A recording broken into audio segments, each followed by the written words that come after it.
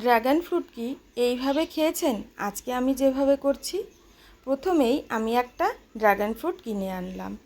এটা লাল দেখেই এনেছি। আমি অনেক দিন আগে শিয়ালদা থেকে একবার ড্রাগন ফ্রুট কিনেছিলাম এবং রাস্তার দোকান থেকে। তখন ওনাকে জিজ্ঞাসা করলাম যে দাম কত। সে যাই হোক, তখন আমি সেই দাম দিয়ে কিনে এনেছিলাম, কিন্তু এখন মনে নেই দামটা। এবার আমাকে উনি না সাদা দিচ্ছিল। আমি বললাম আমি লালটা নেব, এটা নেব। উনি যেভাবে অবাক হয়ে গেছিল, উনি মানে বিশ্বাসই করতে পারছে না আমি যে লালটা চিনতে পেরেছি। উনি অনেকবার আমাকে জিজ্ঞাসা করলেন যে আপনি কি করে বুঝলেন এটা সাদা, এটা লাল না? অনেকবার জিজ্ঞাসা করেছিলেন। কারণ আমার দাদা না থাইল্যান্ডে যেত, ও বহুবার এই ফল এনেছে। আমি যখন খেয়েছি তখন 2012-13 সাল, তখন কিন্তু এখানে এইভাবে ড্রাগন পাওয়া যেত না। ও যখন প্রথম এনেছিল সেটা ছিল অনেকটা বড় এবং সাদা। বীজটা না খুব মুখে পড়ে সাদাটার, আমার খুব একটা ভালো লাগেনি। ও থাইল্যান্ড থেকে অনেক রকমের কিন্তু ফল এনেছিল, রামবুটান, কিউই, স্ট্রবেরি এবং অন্যান্য অনেক ফল, যেগুলোর হয়তো নাম আমি এখন ভুলে গেছি।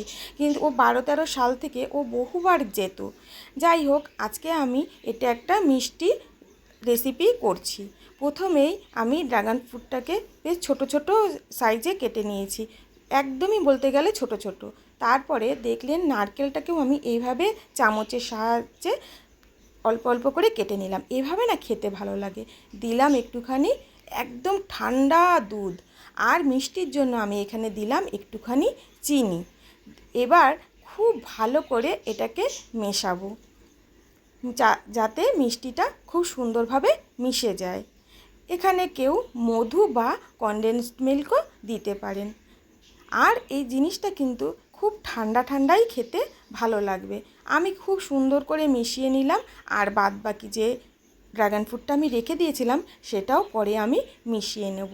এটা খেতে কিন্তু খুব খুব ভালো লেগেছিল। আপনারা এইভাবে কি খেয়েছেন? আমাকে কিন্তু কমেন্ট করে তাহলে অবশ্যই জানান। আর আমার এই রেসিপিটা সত্যি সত্যি কেমন লাগলো সেটা কিন্তু আমাকে জানাবেন, তাহলে আমার খুব ভালো লাগবে। পুরো ভিডিওটি সবাইকে দেখার জন্য অনেক অনেক ধন্যবাদ।